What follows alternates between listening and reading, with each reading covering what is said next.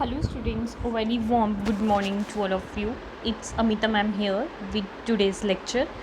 So students, बेटा last lecture में हमने meaning, definition and conclusion of sociology को डिस्कस किया था, जिसमें हमने चैप्टर नंबर 3 को स्टार्ट किया था। और उस लेक्चर में मैंने सिर्फ आपको इंट्रोडक्शन दी थी regarding your meaning, definitions according to different authors. उसी का ही आज हम नेक्स्ट पार्ट को कंप्लीट करेंगे। देन हमारा क्वेश्चन नंबर फर्स्ट जो है importance of sociology with its meaning and definition, वो कंप्लीट हो जाएगा। तो हमने डिफरेंट डेफिनेशंस में पढ़ा था सोशियोलॉजी क्या होती है और सोशियोलॉजी को अकॉर्डिंग टू डिफरेंट साइकोलॉजिस्ट कैसे डिफ़ाइन करते हैं। तो अगर हम नटशेल में इसको कंक्लूड करें तो हमें पता है सोशियोलॉजी क्या होती है, ऐसी साइंस जो किसके साथ डील करती है, सोसाइटी के साथ, behaviour of the individual in the society, या फिर आप ये बोल सकते हो जो हमें सोसाइटी में एडजस्ट करवाने में हेल्प करती है, that is known as your sociology. और ये लैटिन वर्ड से डिराइव्ड हुआ है from two word societies and logos. Societies का मीनिंग होता है deals with society and observation of science. तो ये हमने लास्ट लेक्चर में डिस्कस किया था। आज के लेक्चर में हम इम्पॉर्टेंस देखें तो अगर आप इम्पॉर्टेंस देखो, जो इम्पॉर्टेंस ऑफ सोशियोलॉजी है बेसिकली वो कहाँ से हाईलाइट होती है, जैसे जैसे डेवलपमेंट होती है डिफरेंट सिविलाइजेशन की, तो डिफरेंट जो सोसाइटीज़ हैं वो कम्प्लेक्स हो जाती हैं बाय नेचर। अब कम्प्लेक्स कैसे होंगी बाय नेचर, क्योंकि जैसे जैसे हमारी नीड्स बढ़ती हैं, डिज़ायर्स बढ़ती हैं, तो वैसे वैसे हमें सोसाइटी में क्या होती है डिफरेंट चीज़ों की नीड पड़ती है। इसलिए जैसे जैसे हमारी सिविलाइजेशन चेंज होती है तो जो सोसाइटी की नेचर है वो कम्प्लेक्स हो जाती है, और जो रिक्वायरमेंट होगी या नीड होगी वो डे बाय डे क्या होना स्टार्ट हो जाएगी, इंक्रीज़। सोशियोलॉजी, इसलिए जो सोशियोलॉजी है वो एक वाइटल रोल प्ले करती है फिज़िकल एजुकेशन और स्पोर्ट्स एक्टिविटीज़ के अंदर। इसी के साथ अगर हम स्पोर्ट्स सोशियोलॉजी को रिलेट करते हैं तो स्पोर्ट्स सोशियोलॉजी क्या होती है, बेसिकली ये यूज़फुल होती है प्लेयर्स के लिए या फिर एथलीट्स के लिए, क्योंकि हम जब भी एक इन्वायरमेंट के अंदर खेलते हैं या एक्टिविटी को परफॉर्म करते हैं तो वहाँ पर हम किस चीज़ को देखते हैं कि जो हमारा बिहेवियर है वो अच्छा हो।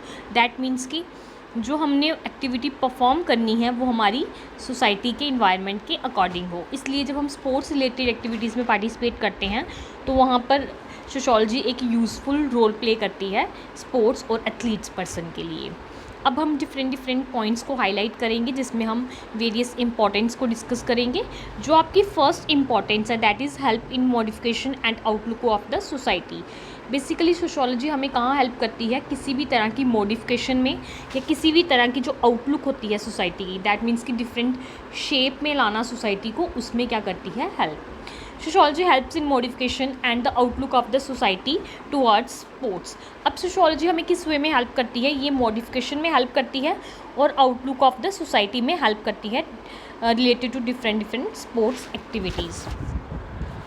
The main development of the society depend upon the physical activities. जो मेन डेवलपमेंट होती है सोसाइटी की बेसिकली वो किस पे डिपेंड करती है, फिज़िकल एक्टिविटीज़ पे। इसलिए हम ये बोल सकते हैं जो सोसाइटीज़ हैं, जो सोशली एडवांस सोसाइटीज़ हैं वो क्या हैं, वो ज़्यादा एडवांस है गेम्स और स्पोर्ट्स रिलेटेड एक्टिविटीज़ में एज़ कंपैरिजन टू द वो सोसाइटी जो ज़्यादा एडवांस नहीं है। इसलिए जो एडवांस सोसाइटीज़ होती हैं वो डिफरेंट स्किल्स यूटिलाइज़ करती हैं during the sports related activities.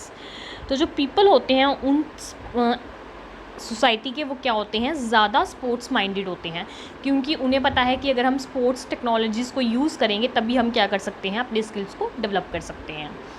Next your second point is sociology helps in improving sports ethics. Sociology हमें कहाँ हेल्प करती है, ये हमें स्पोर्ट्स इथिक्स को डेवलप करने में हेल्प करती है, that is sports related moral values. अब सोशियोलॉजी इथिक्स बेसिकली क्या होती हैं, ये हमारे अंदर की क्वालिटीज़ होती हैं, स्पोर्ट्समैनशिप की क्वालिटीज़ होती हैं, जो यूजली किसके थ्रू डेवलप होती हैं, थ्रू सोशियोलॉजी। और ये हमारे अंदर वेरियस फैक्टर्स को डेवलप करती हैं, टीचिंग फैक्टर्स को, जिनको एक इंडिविजुअल पर्सन क्या करता है, लर्न। अब कौन कौन सी क्वालिटीज़ डेवलप होती हैं थ्रू स्पोर्ट्समैनशिप, लाइक सिंपैथी होगी, कोऑपरेशन होगी, फेयर होगी, रिस्पेक्ट होगी। ये सब क्वालिटीज़ किसके थ्रू डेवलप होती हैं, थ्रू स्पोर्ट्स एथिक्स। और इसी के साथ एक इंडिविजुअल पर्सन लर्न करना सीखता है कि वो कैसे बिहेव करेगा डिफरेंट डिफरेंट प्लेइंग फील्ड के अंदर और outside the playing field environment के अंदर। Now your third point is helps to develop good discipline. तो बेसिकली जो सोसाइटी है वो क्या करती है, हमें हेल्प करवाती है कि हम डिफरेंट डिफरेंट डिसिप्लिन्स में कैसे खुद को एडजस्ट करें। अब जो सोशियोलॉजी है वो मेन रोल प्ले करती है सोसाइटी के अंदर, तो वो क्या करेगी, मेंटेन करेगी गुड डिसिप्लिन्स ड्यूरिंग किसी भी कंपटीशन में या किसी भी तरह की जब आप ट्रेनिंग परफॉर्म करते हो उस टाइम पे वो क्या करती है, एक प्रॉपर मेंटेनेंस करती है डिसिप्लिन की। जो स्पोर्ट्स पर्सन होते हैं वो हमेशा क्या करते हैं, ट्राई करते हैं कि वो डिसिप्लिन में रहें। क्यों डिसिप्लिन में रहें या क्यों प्लेइंग फील्ड में वो प्रॉपर डिसिप्लिन में खेलें, सो दैट कि उनकी जो जनरल लाइफ्स है उनमें भी वो डिसिप्लिन में वर्क परफॉर्म कर सकें, एज वेल एज स्पोर्ट्स में भी जब वो ग्राउंड में खेल रहे हैं तब भी वो क्या कर सकें, डिसिप्लिन में परफॉर्म कर सकें। अगर वो डिसिप्लिन में परफॉर्म करेंगे तभी वो क्या कर सकते हैं, सोसाइटी में ईजिली एडजस्ट हो सकते हैं। और ये सब किसकी वजह से होता है, sociological affects on the player. जब प्लेयर्स पे सोशियोलॉजिकल अफेक्ट पड़ता है उसकी वजह से ये सब प्रॉब्लम्स आप ये बोल सकते हो ओवरकम होती हैं। Next point is help to deal with others. अब सोशियोलॉजी हमें कहाँ हेल्प करती है, ये हमें हेल्प करती है कि एक इंडिविजुअल पर्सन दूसरे पर्सन के साथ कैसे डील करेगा सोसाइटी के अंदर। Sociology provide us enough knowledge to deal with others during practice और ड्यूरिंग पार्टिसिपेशन। सोशियोलॉजी हमें क्या हेल्प करती है, ये हमें इनफ नॉलेज प्रोवाइड करती है regarding various different practices and regarding various different participations में। और ये हमें डील करवाना सिखाती है कि हमें डिफरेंट सर्कमस्टांसिस में कैसे डिफरेंट पीपल्स के साथ डील करना है। इसके बाद में नेक्स्ट जो पॉइंट है that is help in adjustment. Sociology हमें हेल्प करवाती है कि हम डिफरेंट फील्ड में कैसे एडजस्ट हो सकें, क्योंकि ये प्रॉपर एडजस्टमेंट करवाती है अमंग द टीम मेंबर्स। क्योंकि जो अगर हम टीम मेंबर्स में खेल रहे हैं तो हम कभी भी ये नहीं सोचते कि हम क्या कर रहे हैं, विन करें, क्योंकि हमें पता है कि जब तक हम कॉपरेशन के साथ नहीं खेलेंगे तब तक हम क्या नहीं कर सकते, विन नहीं कर सकते। इसलिए हर एक सिंगल प्लेयर क्या करता है, खुद से विनिंग की नहीं सोचता है, क्योंकि जब वो टीम में वर्क कर रहा होता है तो उसे पता है कि मुझे टीम को लेके ही क्या करना है, सारी एक्टिविटीज़ कंसिडरेशन में लानी है और टीम को इकट्ठे लेके ही विनिंग पॉइंट की तरफ मूव करना है। Next one point is help to achieve leadership qualities. अब सोशियोलॉजी हमें कहाँ हेल्प करती है, ये हमारे अंदर लीडरशिप क्वालिटी को डेवलप करती है, क्योंकि डिफरेंट क्वालिटीज़ जब हम थ्रू सोशलाइजेशन हमारे अंदर डेवलप होंगी तो ऑटोमेटिकली हमारे अंदर एक और क्वालिटी एक्वायर होगी, that is leadership quality.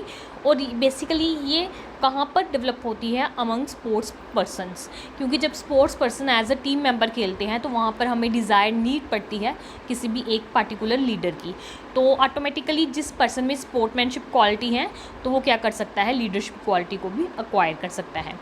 Basically जब हमारे अंदर लीडरशिप क्वालिटी डेवलप होती है तो हमें पता चलता है कि क्या हमारे लिए सही है और क्या क्वालिटीज़ हमारे लिए गलत है। तो ये थी कि हमारे अंदर कैसे डिफरेंट क्वालिटीज़ डेवलप होती हैं through sociology and its importance. तो आपका लास्ट लेक्चर और ये लेक्चर में आके आपका क्वेश्चन नंबर फर्स्ट कंप्लीट हो गया है, that is meaning, definition and importance of sociology. Next lecture में हम नेक्स्ट टॉपिक को डिस्कस करेंगे। Thank you, have a nice day.